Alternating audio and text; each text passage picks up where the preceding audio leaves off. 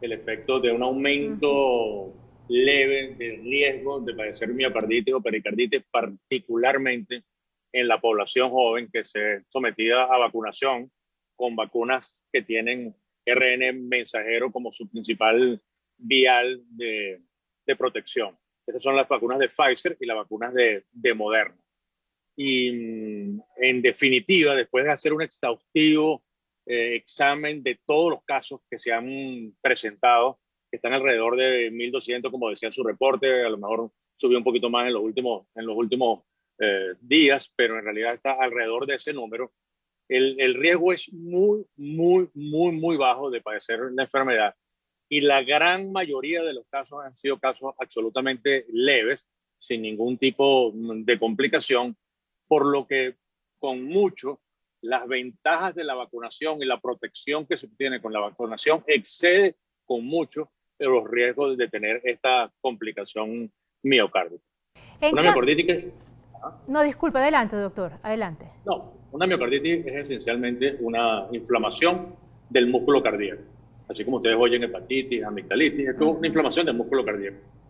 Pero por supuesto el músculo cardíaco o el corazón es un órgano muy importante y cuando uno oye esa complicación teme mucho. El espectro de presentaciones clínicas de una miocarditis es muy variable, hay un porcentaje muy alto incluso que son asintomáticas, el paciente no siente absolutamente nada, y por supuesto hay algunos espectros de la enfermedad donde puede presentarse como una miocarditis fulminante conduciendo a la muerte del paciente. Entre esos dos extremos hay mucha variedad de presentación. Hasta ahora, las relacionadas con las vacunas han sido totalmente leves, dolor torácico, 1 o 2 días de fiebre, y el promedio de hospitalización de los casos que se han hospitalizado ha estado alrededor de las 48 horas.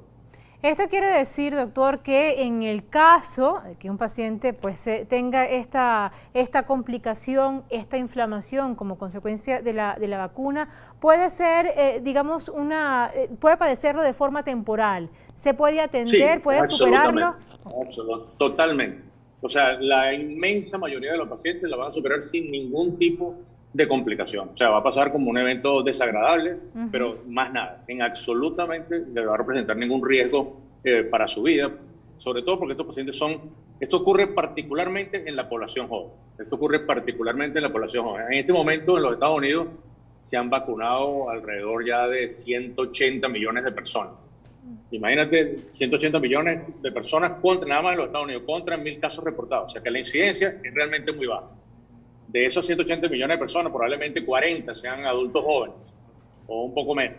Igual, es un número muy pequeño cuando tú comparas 30 millones contra 1.000 casos reportados, contra el número de hospitalizados que esas vacunas van a proteger.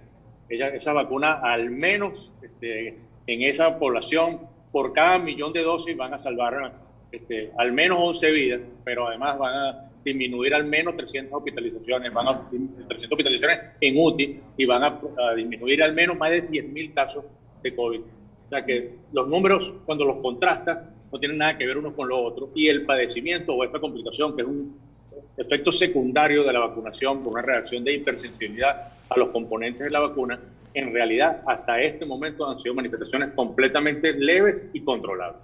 Ahora, ¿a qué hay que estar atentos? ¿Qué síntomas deberían llevar a una persona a consultar a un médico luego de aplicarse la vacuna de alguna de estas farmacéuticas que ya hemos mencionado? Sí, esencialmente el dolor el síntoma cardinal es dolor. Dolor en el pecho es lo más frecuente. Es un dolor molesto, como punzante, que característicamente se mejora, se empeora cuando uno se acuesta y se mejora cuando uno se sienta y se inclina hacia adelante. Allí se mejora.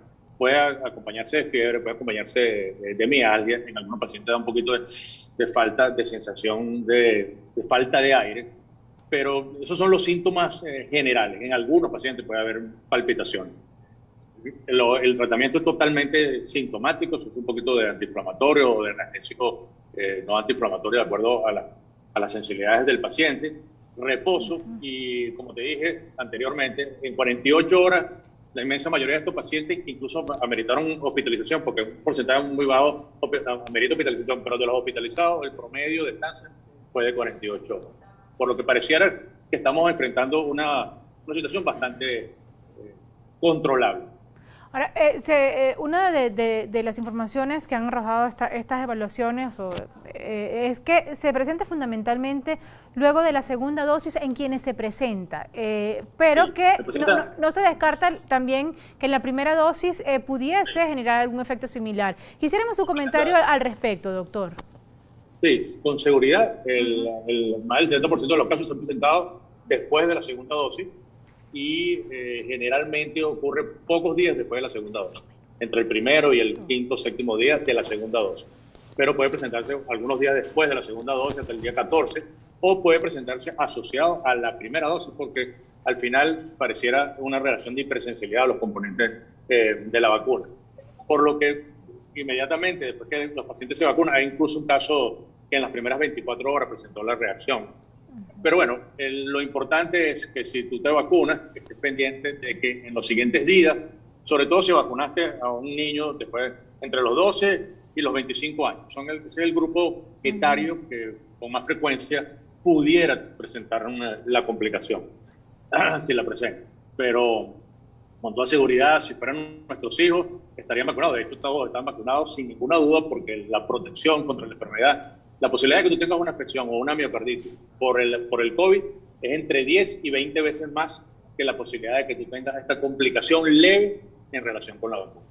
Doctor, ¿y el resto de las fórmulas que se están aplicando a nivel mundial, que ya han sido, lógicamente han sido aprobadas para poderse aplicar, tienen algún tipo de efecto secundario?